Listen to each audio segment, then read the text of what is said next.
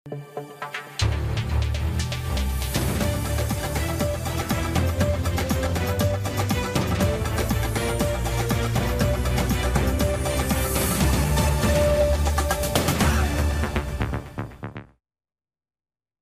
দর্শক, স্বাগত জানাচ্ছি আজকের সম্পাদকীয়তে। আমি জাফর সাদিক। জুলাই অভ্যুত্থানকে কেন্দ্র করে সারা দেশে যে অভূতপূর্ব ঐক্য সৃষ্টি হয়েছিল তাতে ফাটলের ইঙ্গিত। অভ্যুত্থানে নেতৃত্ব দেওয়া ছাত্রসহ রাজনৈতিক দলগুলোর কণ্ঠে অভিযোগ পাল্টা অভিযোগের সুর। জামায়াত ইসলামী যখন বলছে এক দল খেয়ে গেছে, আরেক দল খাওয়ার জন্য বসে আছে, তখন বিএনপি বলছে এ ধরনের বক্তব্য ঐক্য নষ্ট করবে। অন্যদিকে বৈষম্য বিরোধী নেতৃবৃন্দের কঠোর সমালোচনা করেছেন বিএনপির ভাইস চেয়ারম্যান শামসুজ্জামান দুদু। আর হাসনাত আবদুল্লাহ বলেছেন রিয়েলিটি মেনে নিয়ে তরুণদের বিপ্লবকে স্বীকৃতি দিতে বিভাজনের রাজনীতি ত্যাগ করতেন। সাম্প্রতিক রাজনৈতিক নানা আলাপচারিতার সম্পর্কে টানাপড়েন বিষয় নিয়ে আজকের সম্পাদকীয় রাজনীতিতে টানাপড়েন। আর এ নিয়ে আলোচনার জন্য স্টুডিওতে উপস্থিত আছেন খায়রুল কবির খোকন, যুগ্ম মহাসচিব বিএনপি, এবং সোহরাব হাসান, সিনিয়র সাংবাদিক। দর্শক, আপনারাও এই আলোচনায় অংশ নিতে পারেন। এই জন্য আপনাদের ফোন করতে হবে টেলিভিশনে দেখানো নম্বরে। এছাড়া ফেসবুকের মাধ্যমে আপনাদের মন্তব্য পাঠাতে পারেন। আলোচনা শুরুতেই জানিয়ে দেব এখনকার প্রধান শিরোনামগুলো। কাতার আমিরের পাঠানো এয়ার অ্যাম্বুলেন্সে মঙ্গলবার লন্ডন যাবেন বেগম খালেদা জিয়া। রিসিভ করবেন তারেক রহমান। দেশবাসীর দোয়া চাইলেন বিএনপি চেয়ারপারসন।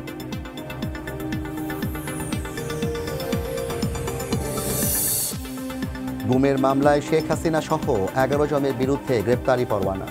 12 ফেব্রুয়ারি হাজিরের নির্দেশ ট্রাইব্যুনালের। বিচারের উদ্যোগে সন্তোষ ভুক্তভোগী পরিবারের। বিভাজনের রাজনীতি বাদ দিয়ে তরুণ প্রজন্মের বিপ্লবকে স্বীকৃতি দেওয়ার আহ্বান হাসনাতের। ফরিদপুরে সমাবেশ। নতজানু পররাষ্ট্রনীতি ছুঁড়ে ফেলে দেওয়ার হুঁশিয়ারি সার্জিসের। ফেব্রুয়ারিতে যাত্রা শুরু গণ অভ্যুত্থান অধিদপ্তরের। সহায়তা দেয়া হবে শহীদ পরিবার ও আহতদের, জানালেন তথ্য উপদেষ্টা। আগামী অর্থবছর থেকে মিলবে মাসিক ভাতা।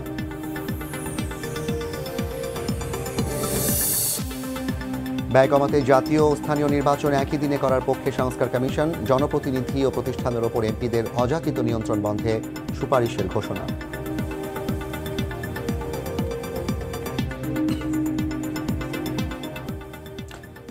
শুরুতেই জনাব খায়রুল কবির খোকন, আপনার কাছে আসতে চাই, যেহেতু বিষয়টি রাজনৈতিক এবং আপনি একজন বিদগ্ধ রাজনৈতিক নেতা। প্রথম প্রসঙ্গ হচ্ছে 5ই আগস্টের আগে এবং 5ই আগস্টের দিন পর্যন্ত আমরা যে অভূতপূর্ব একটা রাজনৈতিক ঐক্য দেখেছিলাম, যেটা আমরা শুরুতেই বলেছি, সেই ঐক্যে বিএনপি, জামায়াত, বাম দল বলেন কিংবা ছাত্ররা, তাদের মধ্যে কোনো বিভাজন ছিল না, সবাই একসাথে রাজপথে ছিল। ধীরে ধীরে সময় যত গড়াচ্ছে রাজনৈতিক বিভাজনটা স্পষ্ট হচ্ছে, বিশেষ করে জামায়াতের সাথে বিএনপির, বিএনপির সাথে জামায়াতের, আবার জামায়াতের সাথে বৈষম্য বিরোধী কিংবা বিএনপির সাথে বৈষম্য বিরোধী ছাত্র দলগুলোর ছাত্র যে নেতৃত্ব দিয়েছে তারা। এই যে বিভাজন কিংবা টানাপোড়েনটা, এটা আসলে কেন হচ্ছে? ধন্যবাদ। এটা হওয়ার পিছনে অন্যতম কারণ হচ্ছে যে আমাদের মধ্যে জাতীয় ঐক্যের যে উদ্যোগ নেওয়া হয়েছিল, সেই ঐক্যটা এখনো আমাদের এখনো সুস্পষ্ট এখনো হয়নি, এবং যে ক্ষমতার যে নির্বাচনের দিন যত গণিয়ে আসছে, তার আমরা এখনো নিশ্চিত নই যে কবে নাগাদ জাতীয় সংসদ নির্বাচন অনুষ্ঠিত হবে। এখনো পর্যন্ত সুস্পষ্ট রোডম্যাপ, দিন তারিখ এখনো ঘোষণা করা হয়নি।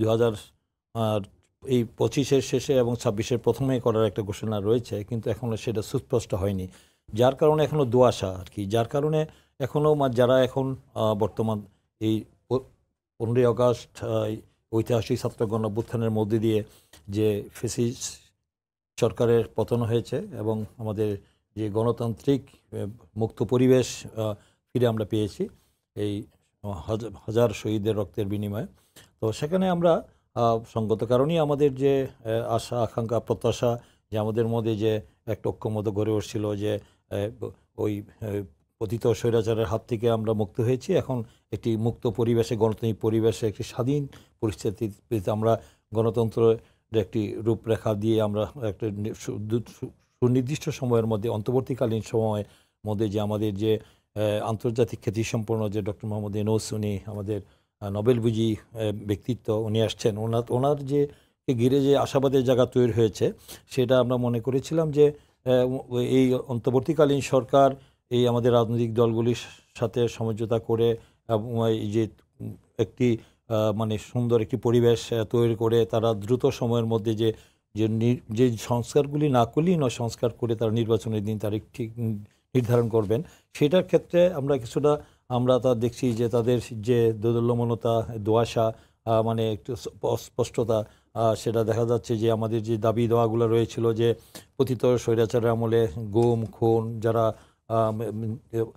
করেছে, অন্যায় করেছে, শেখ হাসিনা থেকে শুরু করে তার দোসররা, বিশেষ করে তাদের সাথে যারা ছিল, তারা সেই এই 14 দলীয় জোটের নেতাদের, তারপরে সেখানে পুলিশ প্রশাসন থেকে শুরু করে যারা সেই আওয়ামী লীগের নেতারা প্রত্যক্ষভাবে যারা সেই গুম খুন এবং তাদের প্রত্যক্ষ নির্দেশে যারা সেদিন এই নৃশংস নিষ্ঠুরভাবে যে যে তারা হত্যাকাণ্ড চালিয়েছিল, যে তাদের বিচারের বিষয়েও আমরা দেখতে পাচ্ছি যে সেই বিষয়েও প্রলম্বিত হচ্ছে, এবং যারা যে মামলাগুলো হয়েছে সেই মামলাগুলো প্রত্যাহারের ব্যাপারে আমরা খুব একটা মানে দ্রুত পদক্ষেপ দেখছি না, এবং যে বৈষম্য বিরোধী আন্দোলনে যারা নিহত হয়েছেন তালিকাও এখনও পুরোপুরি তারা প্রকাশ করতে পারে নাই, আহতদের তালিকাও সেখানে এখনও পুরোপুরি হয় নাই, এবং যারা আহত হয়েছিলেন তাদের চিকিৎসার জন্য আন্দোলন করে দাবি আদায় করতে হয়েছে।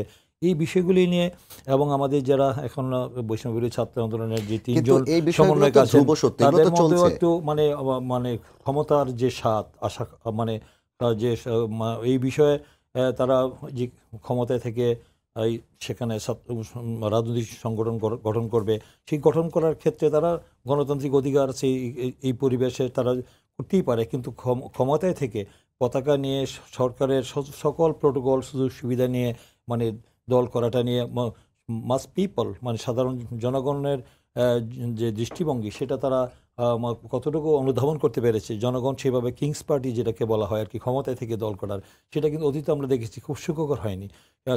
কিংস পার্টির পরিণতি শেষ পর্যন্ত কিন্তু আমরা দেখেছি কি পরিণতি হয়েছে। তাই আমরা মনে করি যে এই বাস্তব অবস্থার প্রেক্ষিতে সিদ্ধান্ত নেওয়া, যার কারণে আজকে টানাপোড়েনের কারণে দেখা যাচ্ছে যে এখানে আগামী দিনের রাজনীতিকে মানে সেই নির্বাচনে রাষ্ট্রীয় ক্ষমতায় যাবে এবং দেশ পরিচালনার দায়িত্বে কোন দল যাবে, সেখানে বিএনপি জামাত বলছেন, আবার সেখানে যেহেতু স্বৈরাচার আওয়ামী লীগ সরকারের পতন হয়েছে, তার দোসররা কিন্তু এখনও তার বেনিফিশিয়ারিরা তারা কিন্তু প্রশাসন থেকে বিভিন্ন জায়গায় তারা গাপটি মেরে বসে আছে, তারা এখন বহাল তবে অনেক জায়গায় রয়েছে, তাদেরকেও সেখানে দেখা যাচ্ছে যে তাদের বিষয়েও এখনও পর্যন্ত পুরোপুরি এই অন্তর্বর্তীকালীন সরকার তাদের বিষয়ে এখনও সুস্পষ্টভাবে তাদেরকে বিষয়ে ব্যবস্থা নিচ্ছে না, যার কারণে মানে অনেক বিষয়ে কিন্তু ওই ষড়যন্ত্র চক্রান্ত যারা বিদেশি যে চক্রান্তটা হচ্ছে, এই যে রাজনৈতিক দলগুলোর পারস্পরিক যে পাল্টা অভিযোগ, এই অভিযোগটাকে চক্রান্তকে উস্কে দিতে পারে না? হ্যাঁ, উস্কানোর কাজ চলছে। এই কারণেই আজকের এই যে আমাদের যে আজকের যে বিভাজনের মতো অবস্থা যে আমরা লক্ষ্য করছি, যে অস্থিতিশীল পরিস্থিতির দিকে ধাবিত হচ্ছে, যে অনিশ্চয়তার দিকে আপনারা আশঙ্কা করছেন, জনগণ আশঙ্কা করছে যে এই যে আমাদের অর্জন, যে এই অর্জনটা কি শেষ পর্যন্ত ব্যর্থ হবে, কিন্তু এই জন্য আমাদের আরো সচেতন হতে হবে। আমরা সবাইকে বলতে চাই আপনারা রিয়ালিটি মাইন্ড নেন। আমরা দীর্ঘ একটা সময় ধরে রাজনৈতিক বিভাজনের মধ্যে বড় হয়েছি, বিভাজনের রাজনীতির মধ্যে রেখে জাতীয় ঐক্যে পৌঁছাতে পারেন, এবং রাজনীতিবিদ যারা আছে তাদের রাজনৈতিক প্রজ্ঞা এবং অভিজ্ঞতা আমরা তরুণ প্রজন্মকে সম্মান জানাই, কিন্তু তরুণ প্রজন্মের যে প্রত্যয়, তাদের সাথে যদি প্রজ্ঞার আমরা সম্মিলন ঘটাতে না পারি তাহলে 24 পরবর্তী আন্দোলন ব্যর্থ হবে। এই যে তরুণরা যে এই প্রত্যয়টা ব্যক্ত করতে চাচ্ছে, এই প্রত্যয়ের সাথে রাজনৈতিক দল গঠনের একটা প্রক্রিয়া আছে, সেই দল গঠনের প্রক্রিয়াকে রাজনৈতিক দলগুলো বিশেষ করে বিএনপির পক্ষ থেকে সবসময় কিংস পার্টি হিসেবে বলা হচ্ছে।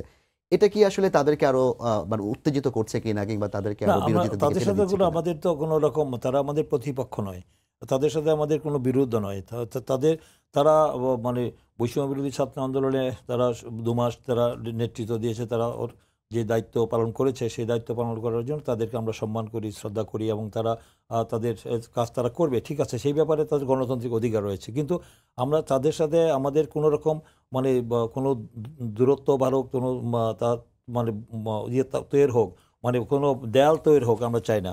আমরা চাচ্ছি যে তাদের দায়িত্ব তারা পালন করবে, আমাদের দায়িত্ব আমরা পালন করব। যে আমাদের বক্তব্য আমরা আমরা আমরা মনে করি তাদের আমাদের প্রতিপক্ষ নয়, জামাত আমাদের প্রতিপক্ষ আমরা মনে করি না। কারণ তারা আমার গণতান্ত্রিক যে অধিকার, আমার রাজনৈতিক দলের যে আমার অধিকার, সেই বিএনপি একটি উদার রাজনৈতিক গণতান্ত্রিক দল। আমরা গণতন্ত্রে বিশ্বাস করি। আমরা সকল দল মতের সম্মান দেখাই। মত প্রকাশের স্বাধীনতা রয়েছে, আইনের শাসন, বিচার বিভাগের স্বাধীনতা, ন্যায় বিচার, সেটার প্রতি আমাদের শ্রদ্ধা রয়েছে। কিন্তু তারা যার যার অবস্থান থেকে দায়িত্ব তারা পালন করবে। কিন্তু তাদের সাথে আমরা কারো বিরুদ্ধে সরাসরি আমরা কারো বিরুদ্ধে কোনো রকম উস্কানিমূলক বক্তব্য দিয়ে পরিস্থিতি গোলাটি করে সেখানে আমাদের ফয়দা লুটার রাজনীতি আমরা করি না। আমরা জানি আমরা বিএনপি জনগণের দল, জনগণে আমাদের আস্থা বিশ্বাস রয়েছে। এই বিএনপি অতীতে বহুবার জনগণের ম্যান্ডেট নিয়ে ক্ষমতায় এসেছে।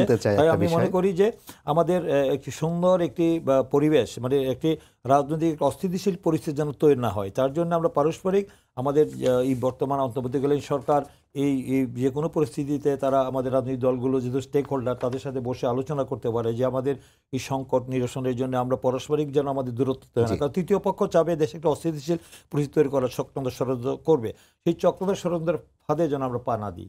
জি, ধন্যবাদ খোকন ভাই আপনাকে। সৌরভ ভাই, আপনি যেটা খোকন ভাই বললেন যে দূরত্ব তারা চান না, বিএনপি জামায়াতকে প্রতিপক্ষ মনে করেন এবং ফায়দা লোটার রাজনীতি বিএনপি করে না। অন্যদিকে আমরা কিন্তু মানে সামাজিক যোগাযোগ মাধ্যম থেকে বিভিন্ন বক্তৃতা, সেগুলোতে কিন্তু প্রতিনিয়তই দেখি জামায়াত এবং বিএনপি পরস্পরকে পাল্টাপাল্টি অভিযোগ করছে এবং বক্তব্য দিচ্ছে। এবং বিশেষ করে জামায়াত আমির যখন নাকি বললেন যে দেশে একমাত্র দেশপ্রেমিক হচ্ছে দুটি শ্রেণী, একটা হচ্ছে সেনাবাহিনী, একটা জামায়াত ইসলামী, এর পরবর্তীতে যে প্রতিক্রিয়াগুলো রাজনৈতিক সেটা অনেক কঠোর হিসেবে আমরা দেখেছি। বৈষম্য বিরোধী ছাত্র আন্দোলনের সাথেও বিএনপির আপনার ভাইস চেয়ারম্যান শামসুজ্জামান দুদু বলেছেন যে যখন তোমরা শিশু তখন আমরা এর আগে কয়েকবার ক্ষমতায় এসেছি। ছাত্ররা আবার বলছে যে আমাদেরকে এতে করে অবমূল্যায়িত করা হচ্ছে, আমাদের যোগ্যতাকে প্রশ্নবিদ্ধ করা হচ্ছে, আমাদের নেতৃত্ব দেওয়ার ক্ষমতাকে প্রশ্নবিদ্ধ করা হচ্ছে। সার্বিকভাবে আপনার কাছে কি মনে হয় এই যে এক ধরনের বিভাজনের সুর কিংবা যে টানা পড়েনটা, এটা যেই বাংলাদেশের কথা বলা হচ্ছে গড়ার কথা, সেটার লক্ষ্যে পৌঁছাতে আসলে কতটুকু কার্যকর হবে? ধন্যবাদ এবং খোকন ভাইকে শুভেচ্ছা। বিষয় হচ্ছে যে রাজনীতিতে ভিন্ন মত, দ্বিমত, চিন্তা থাকবে, সেটা নিয়েই কিন্তু রাজনৈতিক গণতন্ত্রকে এগিয়ে নিতে হবে। কিন্তু এখানে কোথায় যেন আপনি যেমন আপনার শিরোনাম হচ্ছে রাজনীতিতে টানাপোড়েন। এখন টানাপোড়েনটা যাতে এমন না হয়ে যায় যে সেটা একেবারে পড়ে যায়, সুতরাং এক ধরনের ভারসাম্য থাকা, এক ধরনের বোঝাপড়া থাকতে হয় রাজনীতির মধ্যে। এখন একটা হচ্ছে যেমন 5 আগস্টের আগে সবার অভিন্ন লক্ষ্য ছিল যে আওয়ামী লীগ সরকারের পতন। 5 আগস্টে ছাত্রগণ অভ্যুত্থানের মধ্য দিয়ে সেটা হয়ে গেছে। সুতরাং এরপর পরবর্তী রাজনীতির পথ কি হবে, নীতি আদর্শ কি হবে, বাংলাদেশ কোন পথে চলবে, এটি নিয়ে কিন্তু যার যার মত থাকতেই পারে এবং সবাই একমত হবে তা না। সবাই একমত হলে তো একদলীয় শাসন হয়ে যাবে। দ্বিমত থাকবে, কিন্তু দ্বিমতকে সহ্য করা, শোনার এবং দ্বিমতের সঙ্গে বসবাস করার মানসিকতা তৈরি করতে হবে। এখানে বেশ ঘাটতি আছে। দেখুন, বিএনপি জামাত তো দীর্ঘদিনের রাজনৈতিক মিত্র, এটা কৌশলগতই বা ক্ষমতায় যাওয়ার জন্য বা ক্ষমতায় থাকার জন্য হোক, আদর্শগত মিল খুব একটা নেই কারণে বিএনপির রাজনীতি হচ্ছে উদার গণতান্ত্রিক শাসন, এই সরকার ব্যবস্থা। আর জামাত ইসলাম তারা একটি ইসলামী শাসনই প্রতিষ্ঠা করতে চায়। যদিও আমাদের সংবিধান অনুযায়ী বা নির্বাচন কমিশনে তাদের দেওয়া যে প্রতিশ্রুতি, সেখানে ইসলামী শাসনের কথাটা, যেমন আগে যেটা ছিল কোরআন ও সুন্নাহর ভিত্তিতে রাষ্ট্র চলবে, সেটা কিন্তু তারা পরবর্তীকালে যে নির্বাচন কমিশনে যে গঠনতন্ত্র জমা দিয়েছিল সেখানে সেটা সেভাবে দিতে পারেনি। কারণ বিশেষ করে এটিএম শামসুল হুদার নেতৃত্বে যে কমিশন হয়েছিল, সেই কমিশন তখন এটা বলা হয়েছিল, যেমন ইসলামী শাসনতন্ত্র আন্দোলন, তারা কিন্তু নাম বদলাতে বাধ্য হয়েছে। তাদের ইসলামী আন্দোলন, মানে ইসলামী শাসনতন্ত্র আন্দোলন, মানে শাসনতন্ত্র তার মানে বাংলাদেশে ওই একটাই শাসনতন্ত্র থাকবে যেটা ইসলামী। এখন যেটা হচ্ছে যে ভবিষ্যতে বিজয়ের হিস্সা কার ভাগে যাবে, এটা নিয়েই কিন্তু বিরোধ। ছাত্রদের বক্তব্য হচ্ছে আমরাই তো আন্দোলনের পুরোভাগে ছিলাম, আমরাই সফল করেছি, সুতরাং আমাদের হক বেশি, আমাদের দাবি বেশি। বিএনপি দেশে, আওয়ামী লীগ যেহেতু মাঠে নাই, বিএনপি দেশের বৃহত্তম দল, আওয়ামী লীগ মাঠে থাকলেও অন্যতম বৃহৎ দল। আমরা যদি 91 থেকে 4টি ভোটের হিসাব নিকেশ করি, কাছাকাছি। সুতরাং বিএনপির দাবির পক্ষে যুক্তি আছে। জামাত এক ধরনের রাজনৈতিক সুবিধা পেয়ে গেছে ইতিমধ্যে। সেটা হলো জামাত আলাদাভাবে রাজনীতি করে কিন্তু কখনোই এই সুবিধাটা পায়নি। একটা হচ্ছে ছাত্র গণ অভ্যুত্থানে তাদের ছাত্র সংগঠনের বেশ সক্রিয় ভূমিকা ছিল, এবং আন্দোলনকারী ছাত্রদের মধ্যেও তাদের একটা প্রভাব আছে। আবার অন্য কোনো অদৃশ্য শক্তির উপরও তাদের কি প্রভাব আছে কিনা জানি না, সেটাও অনেকে বলা বলি করে। তো সুতরাং জামাত মনে করে তারা বিএনপির বিকল্প। অন্যান্য ইসলামী দল এবং সমাজের অন্যান্য শক্তি যদি তাদের সঙ্গে থাকে, তারা বিএনপিকে মোকাবেলা করতে পারবে। সুতরাং এই যে এক ধরনের মোকাবেলা, মানে ভোটের রাজনীতিতে মোকাবেলা মানে অন্যকে মাঠের মোকাবেলা না, হ্যাঁ, মাঠে মোকাবেলা নয়। সুতরাং এই হিসাব নিকেশ আছে। আর এও ঠিক, ছাত্র নেতাদের যে একটা অভিযোগ যে ধারায় রাজনীতি চলে আসছে, সেই ধারায় রাজনীতি আর চলবে না বা চলা উচিত নয়। বিএনপি কিন্তু তার অবস্থান থেকে অনেকটা সরে এসেছে, মানে অনেক নিজেকে পরিবর্তন করেছে।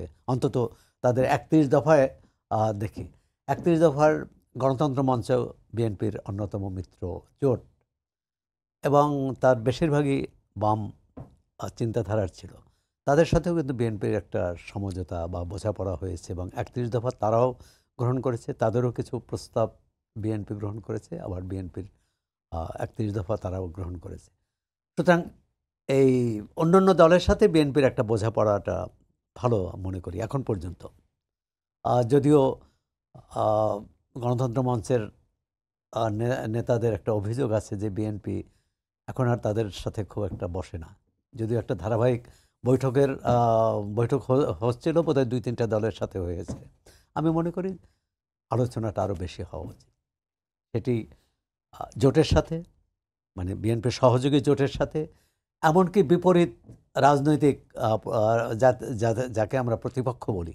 ধরুন আগামী নির্বাচনে বিএনপি ক্ষমতায় আসলো, জামাত বিরোধী দলে আসলো, তাহলে তাদের মধ্যে তো একটা বোঝাপড়া হবে। বিএনপির ভারপ্রাপ্ত ভাইস চেয়ারম্যান তো বলেছেন যে তারা যদি ক্ষমতায় আসতে পারেন, একটা জাতীয় সরকারের আদলে সরকার গঠন করবে। এটি নির্বাচন পর্যন্ত এই কি পরিবেশ দাঁড়াবে বা কি কোন গতি প্রকৃতি কোন দিকে যাবে বলা কঠিন। হ্যাঁ, বিএনপির এটা আগাম ঘোষণা। এমনকি বিএনপি মহাসচিব বলেছেন যে জামাত আসলে আসবে, না আসলে তারা বিরোধী দলে থাকবে। এখন কথা হচ্ছে যে জাতীয় সরকার শুনলেই কিন্তু ভয় লাগে, কারণ 75-এর পর কর্নেল আবু তাহের প্রথম জাতীয় সরকার কথা বলেছিলেন যে আওয়ামী বাকশালীদের বাদ দিয়ে। বিএনপিকে তো ওই পথে যায়নি। বিএনপি যখন ক্ষমতায় আসলো বা নির্বাচন করলো, তখন কিন্তু বিরোধী দলকে তারা জায়গা দিল, মানে তাদের নিয়েই নির্বাচন করেছে। একটি আমি অনেকবার লিখেছি, এই 18 নির্বাচনে, 14 নির্বাচনে বা 24-এর নির্বাচনে যে জিয়াউর রহমান বা হোসেন মোহাম্মদ এরশাদ, তারা যদি বিরোধী দলকে না নিয়ে বিরোধী দলকে নিয়ে নির্বাচনের ব্যাপারে দৃঢ় প্রতিজ্ঞ থাকে, যে কোনোভাবে বিরোধী দলকে আনতে হবে। শেখ হাসিনা এত পরিপক্ক রাজনীতিক, এত বছর ক্ষমতায় ছিলেন, তিনি কেন বিরোধী দলকে বাদ দিয়ে নির্বাচন করতে চান? তার মানে এর মধ্যে কোথাও গোলমাল আছে। অর্থাৎ বিরোধী দল আসলে তার নির্বাচনের জয় অনিশ্চিত হয়ে যাবে। বাংলাদেশের রাজনীতির দুর্ভাগ্য হচ্ছে যে কেউ নির্বাচনে হারতে চায় না, কেউ ক্ষমতার বাইরে নিজেকে দেখতে চায় না। আর ক্ষমতার বাইরে দেখতে না চাওয়ার একটা বড় কারণ হচ্ছে ক্ষমতায় থাকতে যে অন্যায়, অনিয়ম, দুর্নীতি, লুটপাট, পাচার, এটি একটি বোঝা হয়ে দাঁড়ায় যে তার অস্তিত্ব নির্ভর করে ক্ষমতায় থাকার উপর। কিন্তু গণতান্ত্রিক ব্যবস্থায় কিন্তু সেটা হওয়ার কথা না।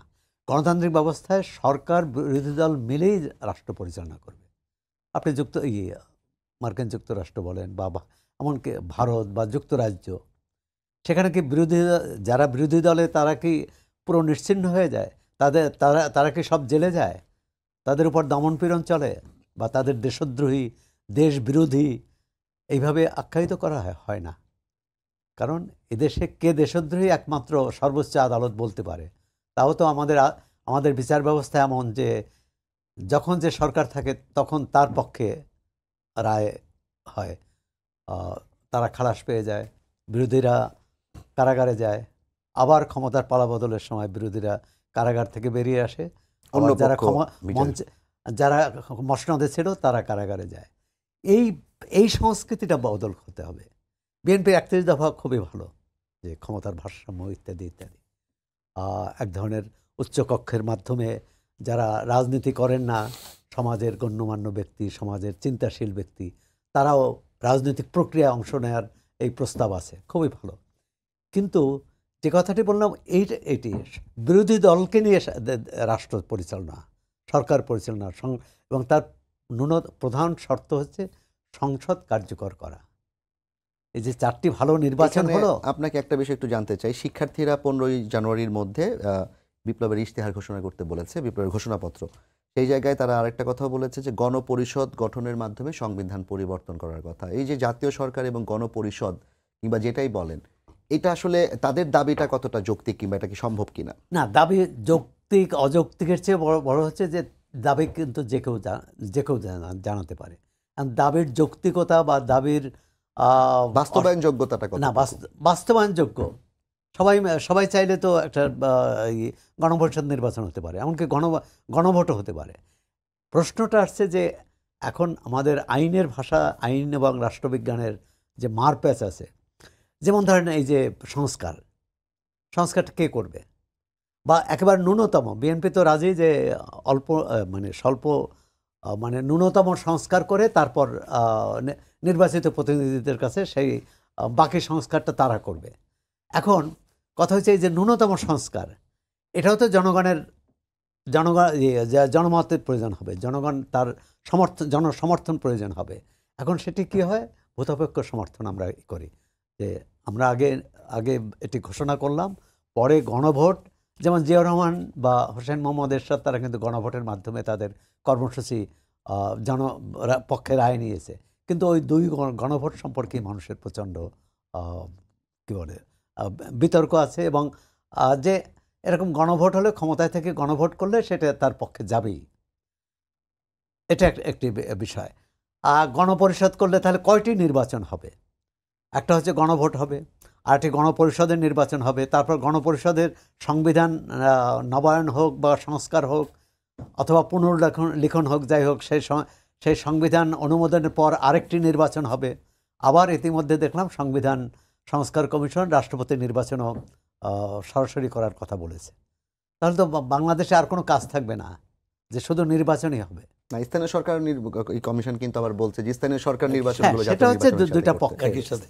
আমাদের এখানে ওই অর্থে স্থানীয় সরকার ব্যবস্থা নাই।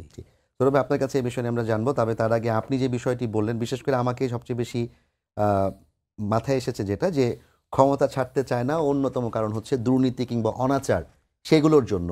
খোকন ভাইয়ের কাছে প্রশ্ন করতে চাই, বিএনপি 2 বার অন্তত পুরো মেয়াদে ক্ষমতা ছিল তারা, তো বিএনপিও কি ভবিষ্যতে ক্ষমতায় আসলে একই জায়গায় থাকবে কিনা, যে তারা যে ক্ষমতাটা আওয়ামী লীগ যেটা ছাড়তে চায়নি, তাহলে সৌরভ ভাইয়ের কথা অনুযায়ী ক্ষমতায় থাকলে যে অন্যায় দুর্নীতির কারণে আমাদের দেশের রাজনৈতিক দলগুলো ক্ষমতা ছাড়তে চায় না, বিএনপি কি সেই বাস্তবতায় আছে কিনা? এই বিষয়গুলি ইতোমধ্যে কিন্তু আমাদের দলের পক্ষ থেকে জাতির কাছে স্পষ্ট করা হয়েছে।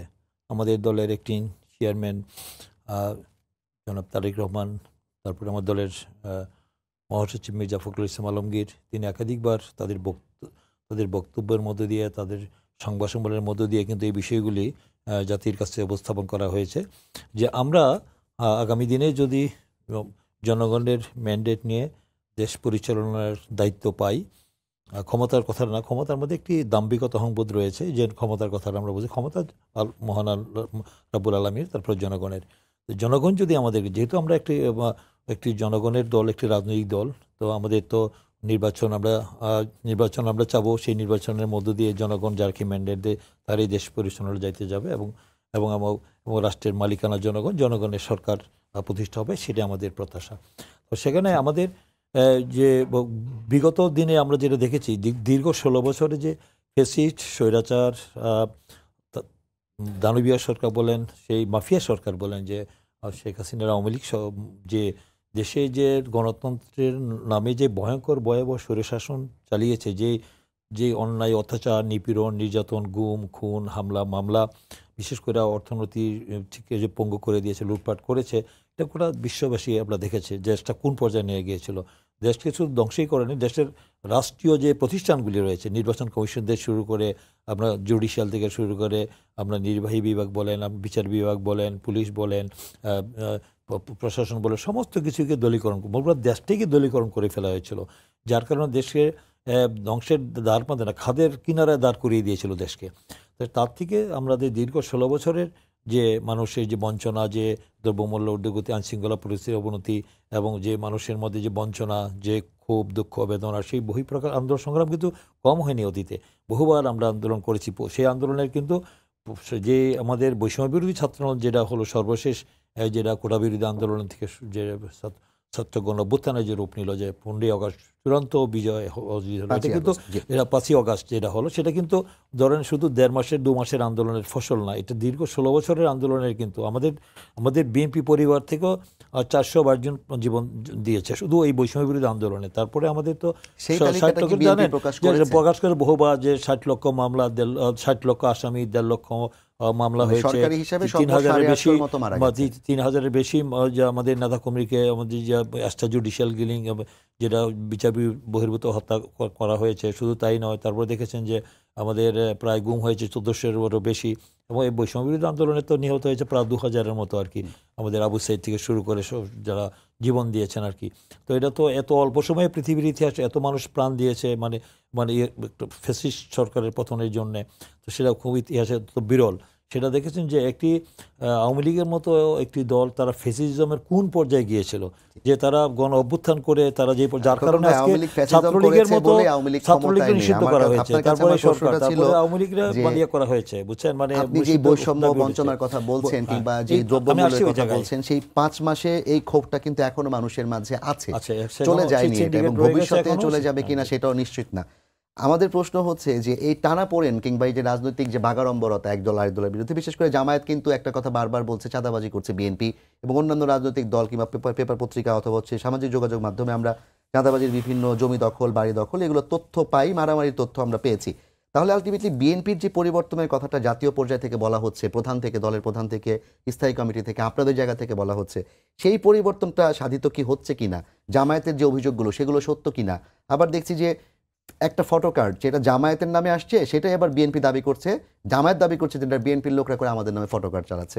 সামাজিক যোগাযোগ মাধ্যম কিন্তু খুবই গুরুত্বপূর্ণ এখন।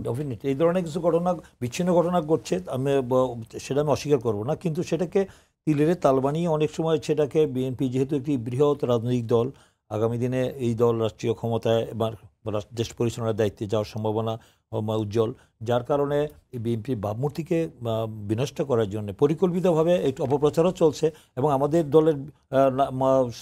আমাদের দলের ব্যানারে এসে কিছু কিছু দুষ্কৃতিকারী দুর্বৃত্তরা কিছু ঘটনা ঘটিয়েছে, তাদেরকে চিহ্নিত করে ইতিমধ্যে দলের সাথে সম্পৃক্ত প্রায় 1200-এর বেশি মানে সদস্যকে আমার দল থেকে চূড়ান্তভাবে তাদেরকে বহিষ্কার করা হয়েছে, এবং তাদেরকে সতর্কবাণী দেওয়া হয়েছে, এবং তাদেরকে আইনের আওতায় নেওয়ার জন্য সুপারিশ করা হয়েছে। আপনারা ইতিমধ্যে আমরা জাতীয় গণমাধ্যমে দেখেছেন, এবং আমাদের থেকে স্পষ্ট ভাষায় বলা হয়েছে, অতীতে আমরা বাংলাদেশের রাজনীতির ইতিহাসে আমরা স্বাধীনতা উত্তর কোনো রাজনৈতিক দলের পক্ষ থেকে রাষ্ট্র সংস্কারের যে রূপরেখা সুষ্ঠুভাবে কোনো দল বা সরকার সেভাবে দেয়নি, কিন্তু আমরা কিন্তু দিয়েছি। আমরা জানেন যে এই যে সংস্কারের কথাগুলো এসছে, এটা কিন্তু আমরা 2016-তে আমরা দিয়েছিলাম। আমাদের যে সাবেক আমাদের তিনবারের প্রধানমন্ত্রী 2030 ভিশন আমরা দেখেছেন, 27 দফা দাবি দিয়েছে, সর্বশেষ সেটা আরও সেটাকে মডিফাই করে সেখানে আরও সংস্কার করে আমরা 31 দফা নিয়েছি।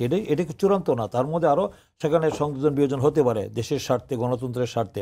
এবং সেখানে আমরা দেখেছেন যে যেটা আমাদের এখানে আমাদের ওই যে প্রথম আলোর আমাদের যুগ্ম সম্পাদক আমাদের সোহরাব হাসান বা কবি সাহিত্যিক, তিনি চমৎকারভাবে বলেছেন এটা, যে আমাদের 31 দফার মধ্যে কিন্তু রাষ্ট্রের মুক্তির সনদ নিহিত রয়েছে, এবং এই 31 দফার মধ্যে কিন্তু আমরা দেখেছেন যে প্রধানমন্ত্রী এবং রাষ্ট্রপতির মধ্যে ভারসাম্য রাখা, তারপরে দ্বিকক্ষ বিশিষ্ট আমাদের পার্লামেন্ট বলা হয়েছে, তারপর দুবারের বেশি প্রধানমন্ত্রী হওয়া যাবে না, এবং জাতীয় সরকার গঠন করা হবে। জাতীয় সরকার করার কথা হলো যে দীর্ঘ যে 16 বছর যে যারা রাজপথে লড়াই করেছে, সংগ্রাম করেছে, জীবন দিয়েছে, মামলায় খেয়েছে, জেলে গিয়েছে, নির্যাতিত হয়েছে, তাদেরকে নিয়ে আমরা এককভাবে আমরা এই বেনিফিশিয়ারি হতে চাই না, আমরা সবাইকে নিয়ে আমরা একটি সরকার গঠন করতে চাই, যদি আমাদের জনগণ যদি আমাদের ম্যান্ডেট রায় দেয়। সেটা আমরা বলেছি যে আমাদের একটা জাতীয় সরকার করতে চাই। সেই জাতীয় সরকারের ব্যাপারে ইতিমধ্যে যে আমাদের যে শরিক সংগঠনগুলি ছিল তাদের সাথে ঐক্যমতেও আমাদের পৌঁছেছি, আমরা দেখেছেন তাদের সাথে আলোচনা করেও যেটা আমাদের বলেছেন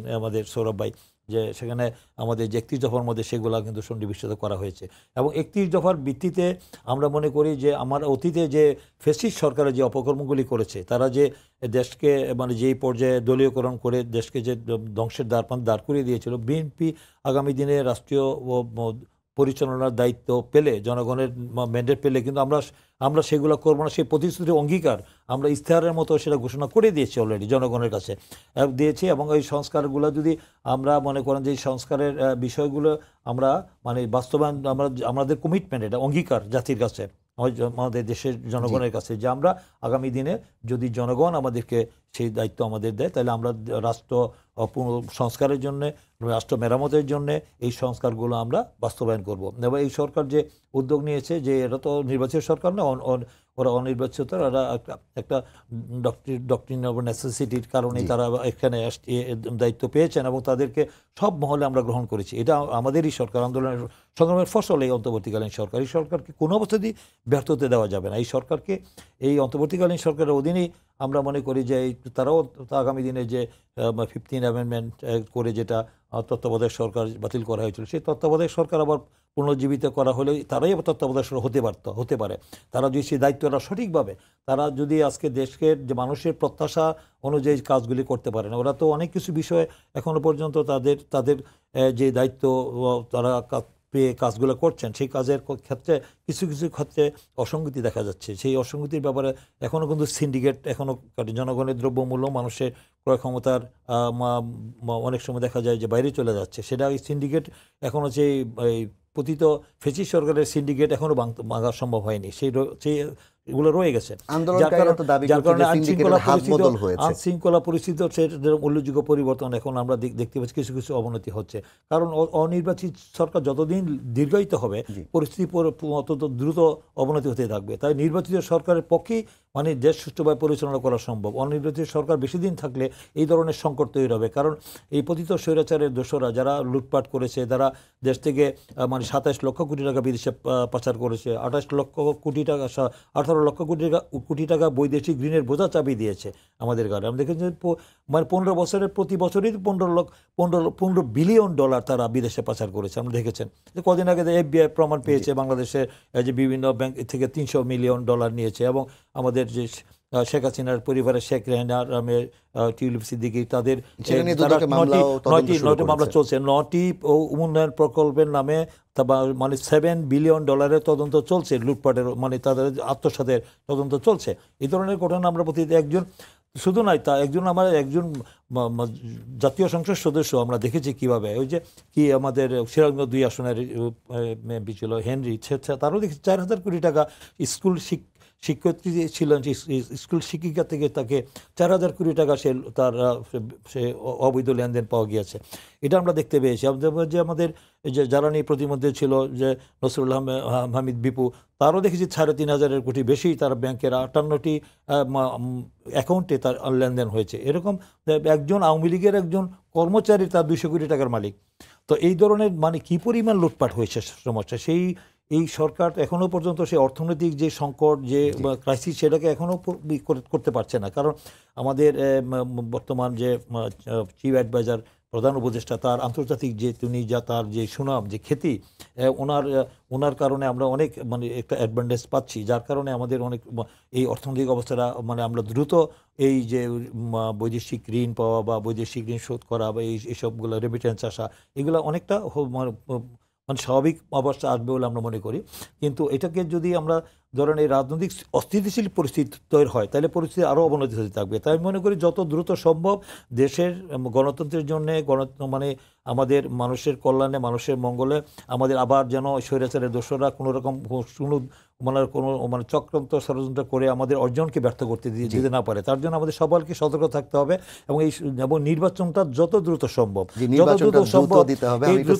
আমি বলছি না, এটা অনেকেই বলছে বিএনপি কেন চাচ্ছে, কারণ বিএনপি একটি রাজনৈতিক দল হিসেবে আমরা তো নির্বাচন চাবো, কারণ দীর্ঘ 16 বছর মানুষ ভোট দিতে পারেনি। তারা দেখেছেন যে 4টা নির্বাচন উনি বলেছেন আমাদের সৌরভ, যে 4টা নির্বাচন, তিনটা নির্বাচন হয়েছেন মানে নির্দলীয় নিরপেক্ষ সরকারের অধীনে গ্রহণযোগ্য নির্বাচন। বাকি নির্বাচনগুলো দেখেছি আমরা নির্দলীয় সরকারের অধীনে 4টা, আর বাকি 3টা হয়েছে মানে যেটা 14, 18, 24 এই নির্বাচনগুলি তো জনগণের কাছে গ্রহণযোগ্য ভোট দিতে পারে।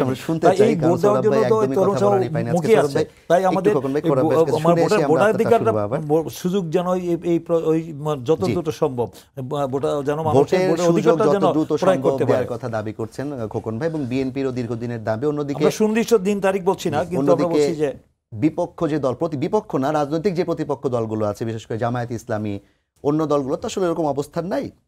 বড় দল বলতে এখন বিএনপি, জামায়াত ইসলামী মাঠে আছে, গণতন্ত্র মঞ্চ আছে, বাম জোটগুলো আছে।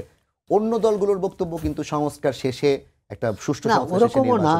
অনেকেই কিন্তু বলছে যে সংস্কার এবং নির্বাচন এই প্রক্রিয়া একসঙ্গে চলতে পারে, বিএনপির বাইরেও অনেক দল বলছে।